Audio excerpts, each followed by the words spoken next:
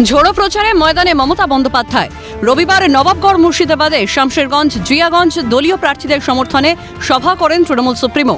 শেষে বহরমপুরে তৃণমূল প্রার্থী নাড়ুগোপাল মুখোপাধ্যায়ের সমর্থনে বহরমপুর শহরে বিশাল পদযাত্রা করেন মমতা বন্দ্যোপাধ্যায়।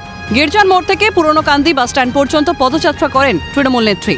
প্রার্থী ছাড়াও এই পদযাত্রায় পা মিলিয়েছেন এলাকার সর্বস্তরের দলীয় নেতৃত্ব। রাস্তার দুধারে সাধারণ মানুষের ভিড় ছিল চোখে পড়ার মতো।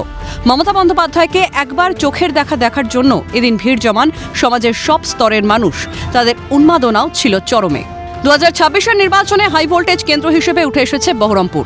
এই কেন্দ্রেই কংগ্রেসের প্রার্থী প্রাক্তন সাংসদ অধীর রঞ্জন চৌধুরী নিজেদের অস্তিত্ব রক্ষার লড়াইয়ে ময়দানে ঝাঁপিয়েছেন তিনি। পাল্টা দাপুটে নেতাকে পরাস্ত করতে সর্বত চেষ্টা চালাচ্ছেন তৃণমূল প্রার্থী নাড়ুগোপালও।